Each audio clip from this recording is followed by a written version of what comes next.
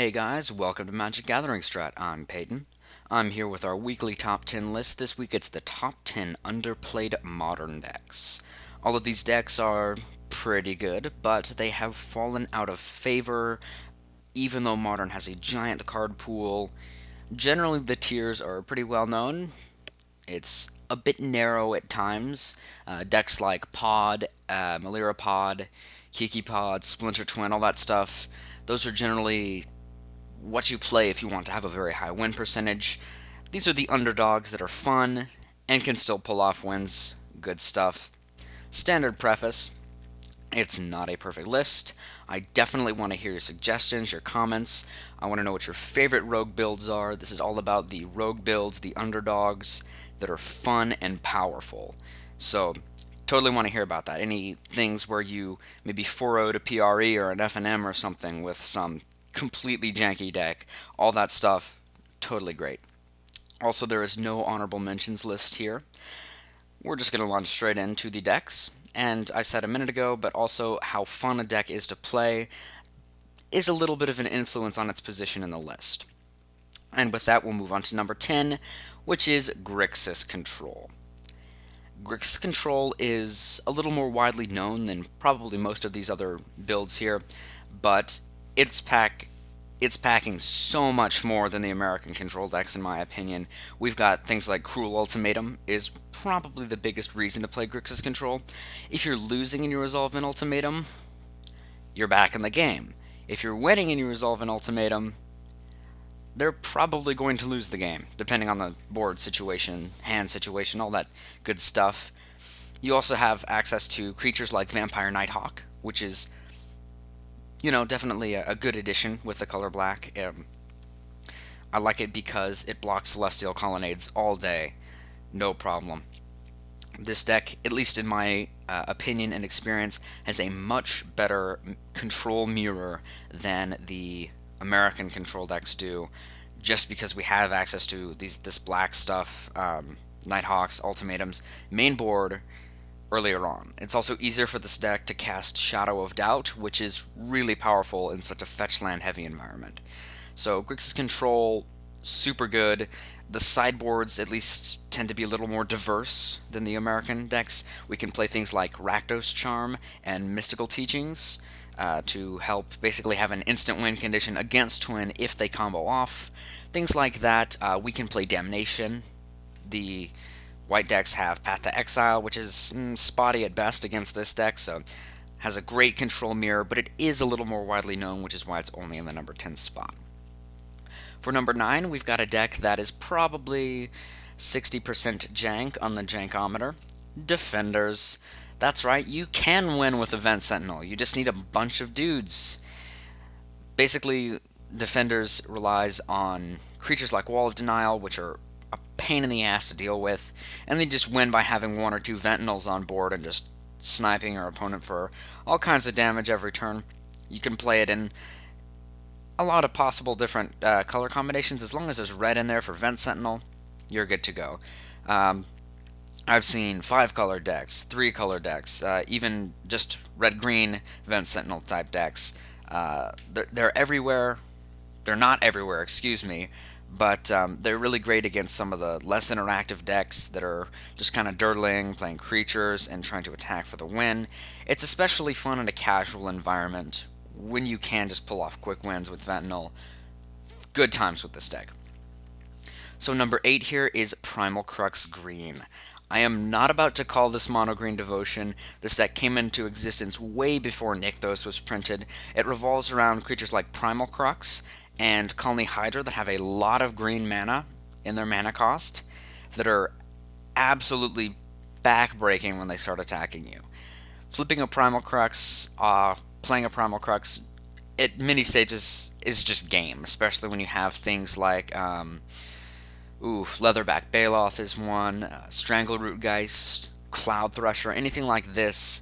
Your big green guys can do really well. The deck tends to have less interactions than some other decks, but sideboard guttural response and you're good to go against any kind of counter deck. And even then, in many cases, with Snapcasters, the counterspell deck still cannot outpace the amount of creatures this deck generates. A lot of them have haste, um, like Boggart Ramgang. Deus of Calamity doesn't have haste, but basically all these big dudes, super powerful, and it's a lot of fun to play with too. In the number, it's also pretty cheap. Let me just mention that it's decent on a budget. It's definitely not awful for the amount of money you put into it, but it's a lot of fun without a lot of money. So in the number 7 spot, we've got another good deck here, Pride Prison Flyers. Basically, Pride of the Clouds, and then you play prison-type cards like Teferi's Moat, which isn't quite as popular, but Ghostly Prison, things like that. It's really hard to attack you. You'll be hopefully generating birds every turn. You'll be playing your Pride of the Clouds. You'll be attacking. It goes very well. Sometimes these decks play Dovescape, and the Dovescape basically is really, really bad for your opponent because they lose their ways of interacting, and all their birds do is make your Pride of the Clouds better. And if you have something like a Favorable Winds in play, that makes your birds even better. All kinds of ways to do it. You can play counter spells. It's good against fairies, since your flyers are generally better than their flyers, especially when it's a Pride of the Clouds. And fairies don't have Death Touch, so good stuff with this deck. I wish it would see more play. It's fun. It's casual. It's also very cheap. Pride, it's probably the most expensive card in the deck, maybe Ghostly Prison. They're only about 2.5, 3 each at the most. So, Pride Prison Flyers, good stuff. Number 6 here, we have Junk. This deck has lost some of its luster, definitely, since Deathrite Shaman was banned. It was the premier one-drop for the entire deck. You basically would keep any hand that would get you a turn 1 Shaman with a fetch land. But, in my opinion, any deck where you can have Bob and Kitchen Finks and play it successfully and cohesively in the same deck is a deck worth playing.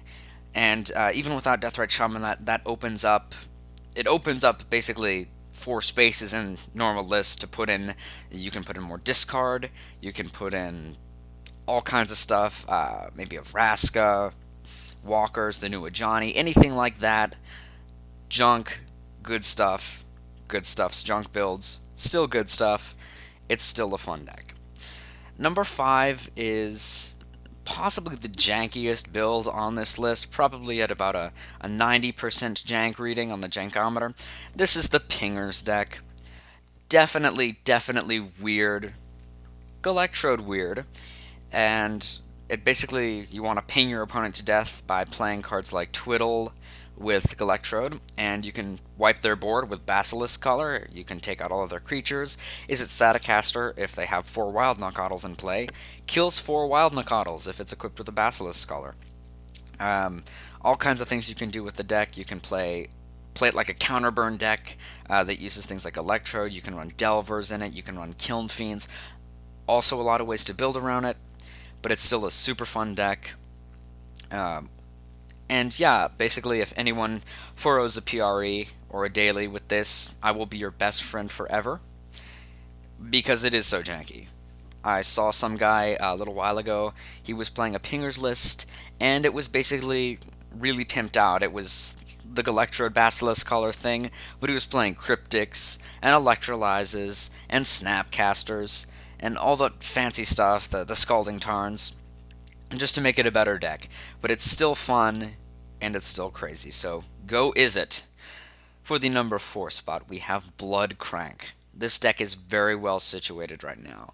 Basically, it's faster than Twin in some cases, and is very resilient. It basically revolves around Bloodchief Ascension, basically being the primary card. This deck wins a lot of games just via damage, just causing them to lose life and gaining a lot of life.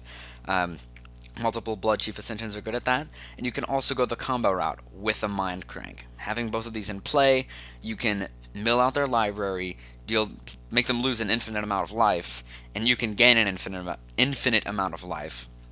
So they need to circumvent one of those 3 effects, or basically they lose, or they need to, sorry, 2 to 3 of, basically they need to take care of this before it happens, or there's a very good chance that they will lose, because most decks are playing Artifact Hate in the sideboard, primarily for robots, so a lot of things like Creeping Corrosion, and if you know that's going to be the case, you can just take out the MagicGatheringStrat. It's just a combo piece. Like I said, the deck wins a lot of times just by being basically a black-white discard, make you lose life, make you pay for cracking your fetches, things like that. Bloodchief Ascension's very good. And there's also a budget version of the deck that runs Duskmantle Guildmage. With a MagicGatheringStrat on play, if you resolve that first ability, and then cause them a little bit of damage, or cause them to mill something, you can use the second ability too if you need to, if you have, you know, enough mana to burn. Anything like that, you can get that going and deal them infinite, make them mill their library. If they have an Imracul, it doesn't matter, they still lose all their life. Good stuff. Great deck on a budget. You can use Transmute guys to find these two pieces, the MagicGatheringStrat and the Guildmage. Cards like Dimir Infiltrator will transmute for them. So you can basically just play a fun, casual MagicGatheringStrat deck and win. So number 3 is also probably a little bit more mainstream, but you really don't see a whole lot of it. And this is the Master Transmuter decks. These are the decks that are playing Master Transmuter, and then things like Blightsteel Colossus to basically win you the game on the spot. There's definitely some popularity for these decks, but there's definitely less than there should be. They're powerful, and they're great Timmy decks. Usually they're played with a Tron package, so that you can just hardcast Wormcoil Engines if it becomes necessary, but it plays almost like a combo with Tron, and it's definitely a fun deck to play, and kind of reminds me of Mud in Legacy, so maybe I'm a little partial to Master Transmuter, but it's still good. Number 2 is, I'm not going to call it jank, but it's definitely weird. It's the Seismic Swans deck. Swans of Bernard Goal, Seismic Assault. You can basically have a Dakmor Salvage or 2, and draw through your entire library until you have enough lands to just flat out kill your opponent with a Seismic Assault. And you can do all of this in response to a kill spell at instant speed. Since it's not an activated ability, it's a triggered ability, you can have a Seismic Assault turn 3, Swans turn 4, and basically just win that way. And it's really fun to win with, since nobody's expecting it. The deck has really, really, really fallen out of favor. Possibly due to the banning of Bloodbraid Elf, which made the deck way more cohesive when you could play a playset of Bloodbraid and a playset of Captured Sunlight, keep this basically in Naya colors, and cascade into your Seismic Assaults, making it easier to play your Swans earlier, and have Assaults in the game without too much. It's a fun combo deck, it's a strange combo deck, it's a relatively budget combo deck too, except for the land base. Tends to be crazy. But there's no real way to budgetize the land base, but even so, it's definitely fun. So for the number 1 spot, we've got a deck that does see some play in Legacy. It's a tribal deck. It's Knights. What the hell? Why is Knights a modern deck? Knight Exemplar is the reason. Basically every single good Knight that is Legacy legal is modern legal. Every Knight played in the Legacy Vile Knights deck is modern legal. You can do so many things with this deck. You can play your playset of Aether Vial, and Knights is just such a great defensive aggro list. When you have, you know, indestructible first striking dudes, you have things like Mirren Crusader. Those Tarmogoyfs aren't that great when they're facing down a 4/4 double striker pro green, indestructible, all that good stuff that comes out of having 2 Knight Exemplars in play, surviving board sweeps, all that good stuff. And here's a little demonstration of some of the great Knights in various colors. White and green, you have Knight of the Reliquary. White and blue, you have Court Hussar. It's actually really, really great holding a sword. And in the magical combination of white and black, we have Stillmoon Cavalier. There's also things like Sky Knight Legionnaire for the white-red decks. You can play Knights basically in any color plus white, as long as you have your playset of Knight Exemplar. There's a lot of ways to build the deck. You can play it with Aether Vial. You can use cards like Hakon, Stromgarld Surge. You can find a way to pitch him, and you can cast your dudes for days. Really fun deck. It's strong. It's well situated against the aggressive decks like Big Zoo. Your indestructible guys can just block all day until you resolve a sword and win.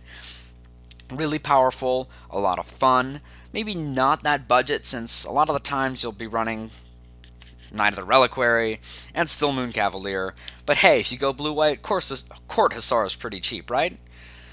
Anyways, that's enough for this list, guys. Please post comments, your favorite underdog and underplayed modern decks, anything rogue, anything casual, and request a list if you would like another top 10. I did have a guy request a list last time, but I could not do it since apparently someone else from the website actually did the entire thing. It was the top 10 best non-staple pauper cards. I can't really do that since there's a 5-article series on that. Sorry about that, but still, I would love your suggestions. Thank you guys very much. Hope to see you again soon.